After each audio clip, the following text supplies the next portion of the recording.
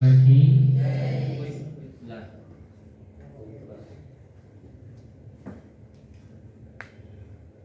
श्री कबीर सत्संग मंदिर जमशीखेल काठमांडू नेपाल के इस पवित्र प्रांगण में मंच पर विराजमान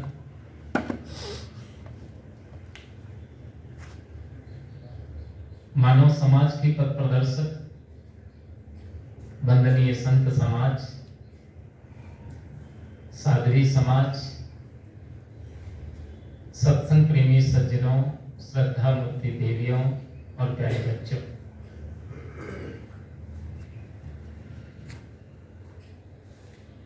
आज हम सब लोग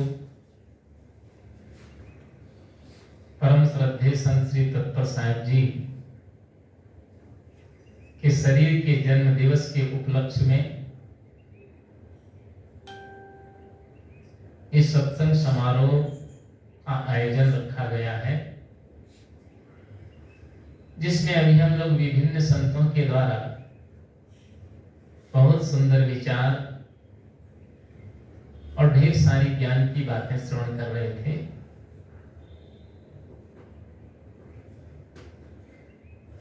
संत श्री तत्पर साहब का तो जन्म नहीं होता है, क्योंकि आप तो अजन्मे हैं। इस शरीर का जन्म होता है, क्योंकि मनुष्य की जो चेतना है वह न कभी जन्मती है और न कभी मरती है, वह सदा अमर रहती है। इसीलिए श्री कृष्ण ने कहा था गीता में कि न जायते न म्रियते, कभी उसका जन्म नहीं होता है तो उसकी कभी मृत्यु भी नहीं होती। जन्म किसका होता है? इस शरीर का जन्म होता है, और इस शरीर का जन्म होता है तो बच्चा प्राय रोया करता है और घर वाले खुशियां मनाया करते हैं। लेकिन कुछ लोग ऐसा जीवन जी लेते हैं कि दुनिया से चलते चलते हंसते हंसते दुनिया से जाते हैं, और दुनिया के लोग उसके पीछे रो लिया करते हैं, उन्हें याद किया करते हैं। संत श्री तत्पर साहब का जीवन भक्ति परायण, साधना परायण, सेवा परायण, वैराग्य परायण और विवेक निष्ठ जीवन आपका रहा है। और मैंने इनको काफी वर्षों से जो है तो इसी तरह देखा है। आपका सरल स्वभाव, सौम्यता, आपकी उदारता, आपकी सहिष्णुता और आपकी सरलता, मन की निर्मलता एक बहुत ही अद्वितीय है। जीवन उसी का अच्छा होता है और वही व्यक्ति भाग्यशाली होता है जिसका जीवन अच्छा होता है। वो माता पिता भी भाग्यशाली होते हैं जिनके पुत्र जो है तो भक्ति के मार्ग में लग जाता है। धन्यम माता पिता धन्यम, धन्यम गोत्रम कुलोद्भव, धन्य च वसुधा देवी यत्र शांता।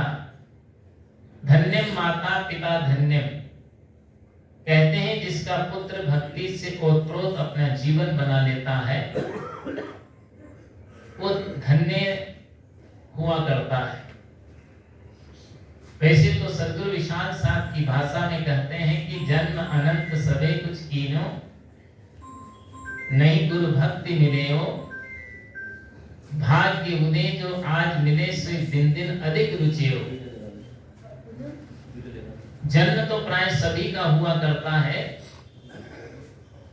लेकिन भाग्यशाली वही हुआ करता है जिसका जीवन भक्ति से ओतप्रोत होता है। जो मनुष्य जीवन पाकर के भक्ति के मार्ग में लग जाता है और वो भी सच्ची भक्ति और अच्छी भक्ति में लगता है। सच्ची और अच्छी भक्ति किसकी होती है? वह सदगुरु की भक्ति सर्वोच्च भक्ति कहलाती है। और सदगुरु और संतों की भक्ति में जिसका मन लग जाता है वो माता भी धन्य होती है,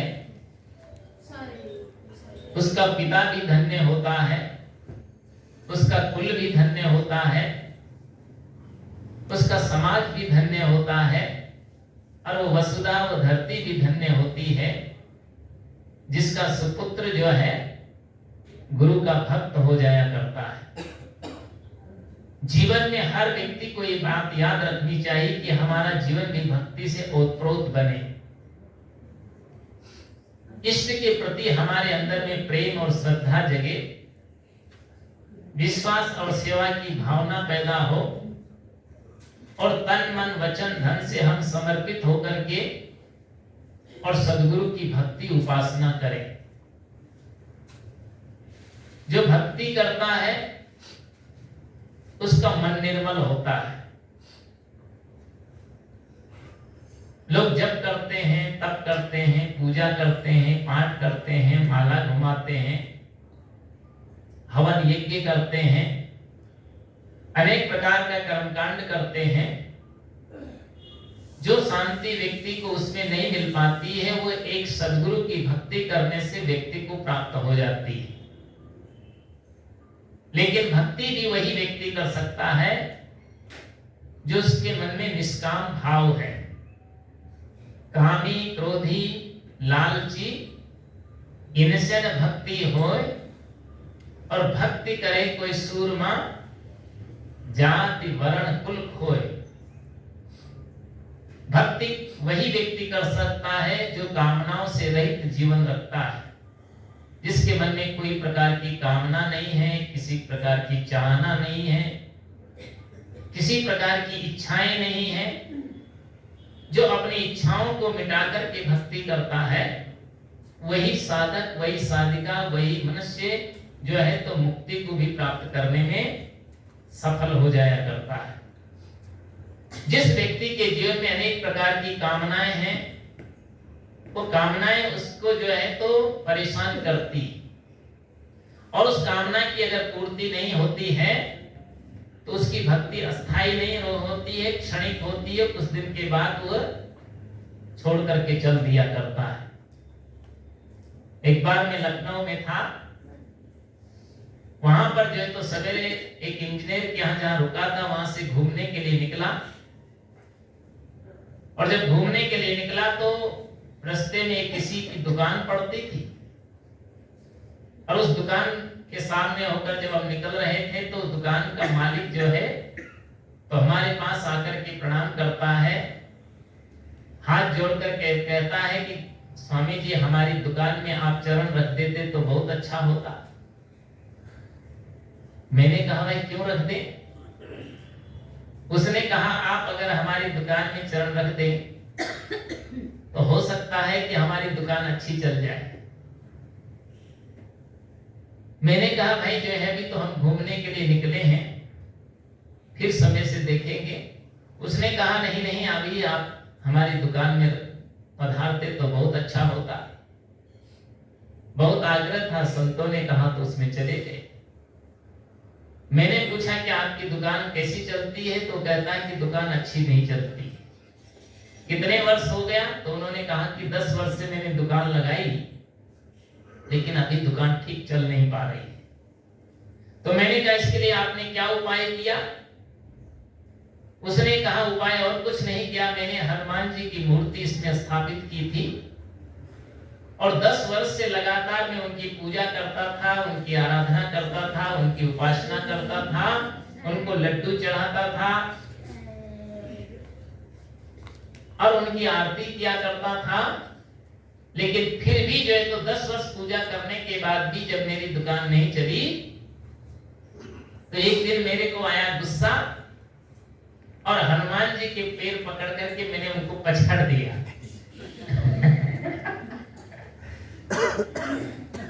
मैंने कहा तुमने बहुत गलत काम किया। जिसको तुमने इष्ट मान करके 10 वर्ष तक उपासना किया, पूजा किया, आरती किया, लड्डू चढ़ाया और तुमने जो है तो उनकी उपासना की, लेकिन फिर भी तुम्हारी दुकान नहीं चल पाई, तो कोई बात नहीं थी। उस हनुमान जी की तुम पूजा नहीं करना चाहते थे तो किसी चबूतरे पे जाकर के रख देते, क्योंकि तुमने उनकी उपासना किया है जिनको उनको कोई प्रकार की कामना नहीं थी, कोई चाहना नहीं थी, वो धन से परे थे, और तुमने उनको पछाड़ दिया तो बहुत गलत किया है। बोला जब दुकान चली ही नहीं तो करता भी क्या। तब मैंने कहा कि अब आज मान लो मैं तुम्हारी दुकान में आ गया और फिर भी तुम्हारी दुकान नहीं चली तो तो फिर हमारा भी नंबर आएगा। ये संसार बड़ा अद्भुत है। लोग लालच में आकर के भक्ति करते हैं कि हमें धन मिल जाए, पुत्र मिल जाए, पत्नी मिल जाए, बच्चे मिल जाए, नौकरी मिल जाए, पद मिल जाए, प्रतिष्ठा प्राप्त हो जाए, ऐश्वर्य की प्राप्ति हो जाए। तमाम प्रकार की कामना और चाहना लेकर के लोग भक्ति किया करते हैं। लेकिन सद्गुरु कहते हैं कि जो सकाम भाव से भक्ति करता है तो वास्तविक में उसका पुण्य, उसको उसका लाभ मिलता है। लेकिन जो निष्काम भाव से भक्ति करता है उसको मोक्ष की प्राप्ति हुआ करती है। इसलिए हमें सद्गुरु की भक्ति करने से, सद्गुरु की उपासना करने से हमारे दिल के अंदर में ज्ञान का प्रकाश मिलता है, ज्ञान की रोशनी मिलती है।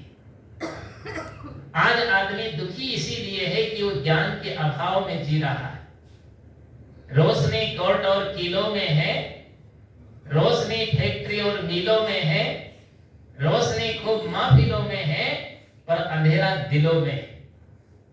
इसलिए हमें अपने दिल के अंधेरे को दूर करना है तो हमें सद्गुरु के पास जाना होगा, और सद्गुरु के ज्ञान को प्राप्त करने के लिए हम अपने जीवन में भक्ति से ओतप्रोत होकर के अपने जीवन को अच्छा बनाना होगा। इसलिए प्रेम और श्रद्धा पूर्वक व्यक्ति को सद्गुरु की भक्ति करनी चाहिए। लेकिन शर्त रखा है कि कामी क्रोधी, जो कामी होगा वो सेवा नहीं कर सकता, भक्ति नहीं कर सकता है। जो क्रोधी होता है वो भी भक्ति नहीं कर पाता है। जिस कामना का भंग होने पर ही क्रोध उत्पन्न होता है। अनुकूलता में कभी क्रोध नहीं आता है। क्रोध कब आता है? जब उसके प्रतिकूल कार्य होता है तब व्यक्ति को क्रोध आता है। और क्रोध आने पर आदमी इतना व्याकुल हो जाता है कि उसको न माँ दिखाई देती है, न पत्नी दिखाई देती है, न पिता दिखाई देते हैं, न पुत्र दिखाई देता है, न गुरु दिखाई देता है, न भाई दिखाई देता है, न माई दिखाई देती है। केवल उसके तो दिल में जोश होता है, और जो न बोलना चाहिए वो बोल देता है, और जो न करना चाहिए वो कार्य भी वो कर बैठता है। इसलिए याद रखिए कि जब भी आपके दिल में कभी क्रोध की ज्वाला प्रज्वलित होने लगे, बस आप थोड़ा सा पानी लीजिए, अपनी आंखों में छिड़क लीजिए। बस आपका जो क्रोध है वो थोड़ा शांत होगा।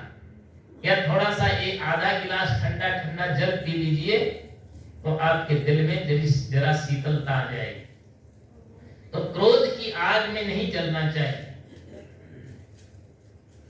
जब मान लीजिए किसी को क्रोध आता है, एक महिला मेरे को कह रही थी कि बोला गुरुजी मुझे बहुत क्रोध आता है।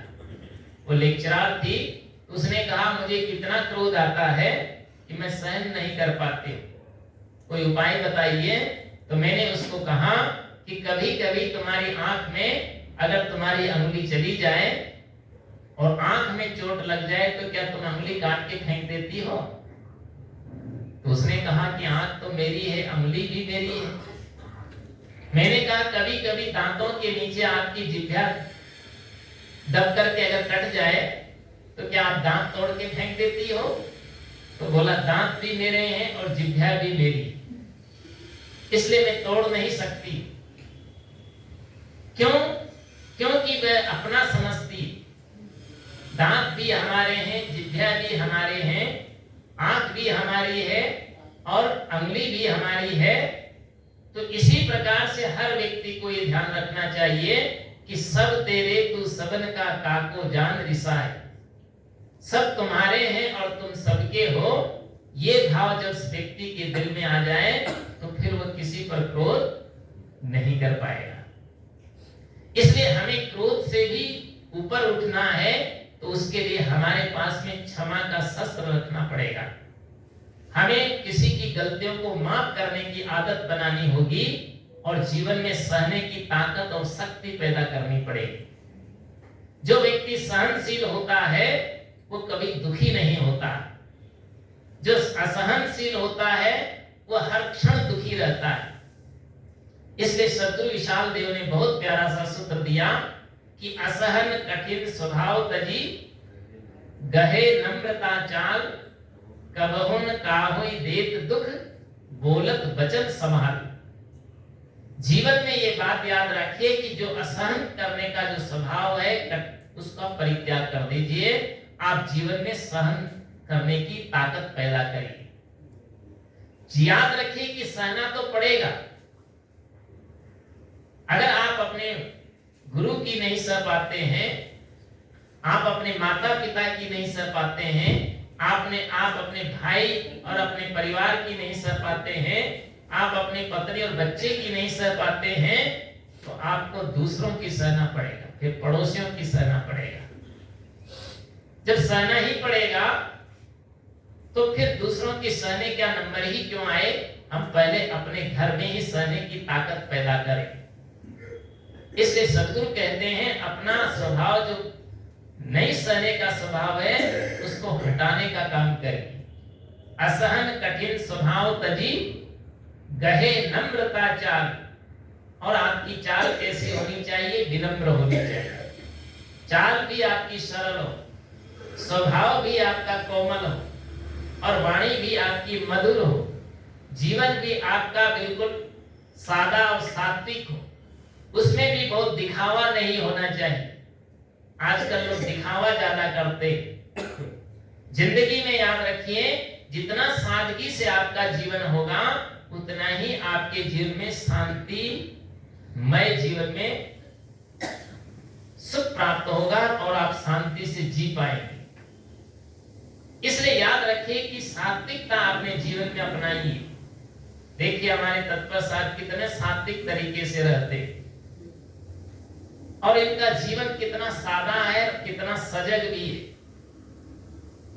एक दिन मैंने आपको कहा कि मैंने कोई टेबल चाहिए जिस पर मैं लिखा करता हूं, पढ़ता हूं, तो अपने ही कमरे से टेबल निकाल करके मेरे कमरे में पहुंचा दी। अपनी टेबल निकाल करके दे दी। कितना इनका उदारता है, कितने इनका सुंदर विचार है। मैंने कहा ये तो और भी साधु ला करके दे देते। तो क्या कहते हैं कि बोला आप तो हमारे मेहमान हैं, बहुत दूर से आए हैं। जिंदगी तो सभी की मेहमानी है, में सब हम लोग आए हैं, सब मेहमान हैं। यहाँ कोई अस्थाई रहने के लिए नहीं आया है। और जब तक आप रह रहे हैं तब तक आप मेहमान की तरह बन करके रहेंगे तो आपका संसार में कहीं चिपकाहट ना हो। आप कहीं संसार में जो है तो अटकेंगे नहीं और किसी पदार्थों को देख करके आपका मन भटकेगा भी नहीं। और आप अपने जीवन में ये याद रखेंगे कि मुझे तो जाना ही है।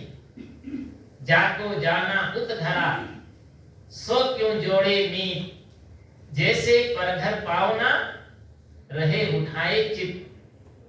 जैसे पराये घर में पहुंचा जाता है या आता है तो वो जो है तो अपने घर को याद किया करता है, कब अपने घर पहुंचे। हमारा घर भी ये संसार नहीं, ये परिवार भी नहीं, ये मिट्टी पत्थर का घर भी हमारा नहीं। हमारा असली घर तो क्या है? हमारी चेतना है, अपना स्वरूप की ओर हमें लौटने की आवश्यकता है। संसार तेरा घर नहीं, 2-4 दिन रहना यहाँ, कर याद अपने राज्य को स्वतंत्र निष्कंटक जहां। जिंदगी में याद रखिए कि हमें अपने आप की ओर लौटने की आवश्यकता है। इसलिए आपका स्वभाव विनम्र होना चाहिए। तो असहन कठिन स्वभाव तजी गहे नम्रता चाल, कबहु न काहुई देत दुख। जिंदगी में एक बात और याद रख लीजिए कि कभी भी आपके जीवन में दुख ना आए। आप दुख से बचना चाहेंगे तो ये ऊपर बताए हुए लक्षणों को आप अपने जीवन में उतार लेंगे तो कभी आपके जीवन में दुख आएगा ही। और कहीं परिस्थिति में आ भी गया तो भी आप उस दुख में मुस्कुराते रहेंगे।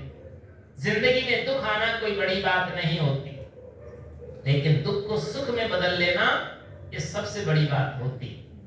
ऐसा कोई व्यक्ति नहीं जिसके शरीर में दुख ना आता। किसी को कोई तन से दुखी है, कोई मन से दुखी है, कोई धन के अभाव में दुखी है। इसलिए कबीर साहब भी कहते हैं सुखी कौन है? जो गुरु की भक्ति करता है, हरि की भक्ति करता है, वही व्यक्ति इस दुनिया में सुखी है। बाकी सब लोग दुखी है। कोई तन दुखी, कोई मन दुखी, कोई धन बिन रहत उदास, और थोड़े थोड़े सब दुखी और सुखी हरि के दास। इसलिए व्यक्ति को याद रखना चाहिए कि हम दुखों से भी व्याकुल ना हो, अपनी स्थिति में हम विचलित ना हो, अपने आप को छोड़ करके परेशान ना हो, निरंतर अपने आप की ओर लौटने का काम करना चाहिए। आज जो है तो हमारे बीच में तत्पर साहब का जो है तो 86वां जन्मदिन है और आप 87 वर्ष में प्रवेश करने जा रहे हैं। वास्तविक है कि संत तो जितना जी जाए उतना ही अच्छा होता है और जीने की अभिलाषा वैसे सभी को होती है, लेकिन जब साधु दशा में संत आते हैं परिवार छोड़ करके, तो उसी समय संत अपने को मृतक समझ लिया करता है। उस समय ही उनको साधु वेश देते हैं तो उसको जो है तो ये समझा दिया जाता है कि आज से तुम संसार से मर गए हो और आज तुम्हारा वैराग्य में, कल्याण के मार्ग में नया जन्म हो गया है। वास्तविकता यही है कि हम संसार में चिपके नहीं, संसार से ऊपर उठने का काम करें। संसार हमारे अंदर में न रहे, हम संसार से परे रहें। यही जिंदगी जीने का सार होता है। तो आपका जीवन बहुत अच्छा है और जन्मदिन मनाना, हम सब मिलकर के आपका जन्मदिन मना रहे हैं और ये जन्मदिन जो है तो खुशी का माहौल पैदा करता है। और वैसे तो आदमी को हर समय खुश रहना चाहिए। जो व्यक्ति खुश रहता है उसके मन में कभी तनाव नहीं रहता, चित्त भी उसका शुद्ध और निर्मल रहता है। जो आदमी उदास और निराश होता है उसको देख करके दूसरे भी मुंह फेर लिया कर देते हैं। जो हंसता है, खुश रहता है, उसको देख करके और को भी खुशियां मिल जाया करती है। और जिसकी आंखों में आंसू होते हैं तो दूसरों को भी दुखी कर दिया करता है। इसलिए जिंदगी में याद रखना है कि कबहु न काहुई दे दुख, बोलत वचन समाल। किसी को दुख नहीं देना, मन, वचन और कर्म से, और वचन को भी संभाल करके बोल लेना, ये सबसे बड़ी उपलब्धि होती है। तो जीवन में हम सबको यही प्रेरणा लेना है कि हमारा जन्म जो है तो संसार में हुआ है, तो संसार से मुक्ति प्राप्त करने के लिए हुआ है। भक्ति करने के लिए, सेवा करने के लिए, साधना करने के लिए, स्वाध्याय करने के लिए, आत्मचिंतन करने के लिए, आत्म कल्याण करने के लिए जीवन हुआ है। और इससे हम परोपकार का काम करें। जन्मदिन मनाने में लोग कोई केक काट करके मनाते हैं, कोई मोमबत्तियां बुझा करके मनाते हैं, लेकिन जन्मदिन तो वो दिन होता है जो आदमी प्रकाश की ओर आगे बढ़े। ये पाश्चात्य संस्कृतियां केक पे काटना, ये तो जो है तो अच्छा नहीं होता है। और जो है तो जन्मदिन सात्विक तरीके से मनाइए और उसमें जो है तो दूसरों के लिए कुछ पुण्य का काम कर दीजिए, ताकि जो है आपके हाथों से कुछ पुण्य होता है। आज जो है तो आप जन्मदिन मना रहे हैं, पुण्य का कार्य कर रहे हैं, दूर दूर से संतों का पदार्पण हुआ है और जो है तो सत्संग की गंगा में सभी निमज्जन कर रहे हैं। इससे बड़ा पुण्य और कुछ नहीं हो सकता है। इसलिए मैं ज्यादा बातें नहीं करते हुए और संत श्री तत्पर साहब को मैं अपनी ओर से इस जन्मदिन के अवसर पर हार्दिक बधाई देता हूं और शुभकामनाएं करता हूं कि आप हमेशा स्वस्थ रहें, मस्त रहें और निरंतर जो है तो आप जो है तो आगे बढ़ते चले। साथ साथ में जो है वैसे वेद में लिखा है जीवेम शरद शतम, मनुष्य की आयु 100 वर्ष की होती है और 100 वर्ष तक जीने की कामना करते हैं, लेकिन ये तो प्रारब्ध है, कब तक कौन जीता है। वो आप ज्यादा से ज्यादा जिए ताकि लोगों को प्रेरणा मिले और सबका जीवन में आनंद और शांति और ज्ञान की गंगा बहाते चले, जिससे सभी का मंगल होगा और आप भी स्वस्थ मस्त रहें। इन्हीं मंगल कामनाओं के साथ मैं अपनी वाणी को विराम देता हूँ। बोलो सद्गुरुदेव की जय।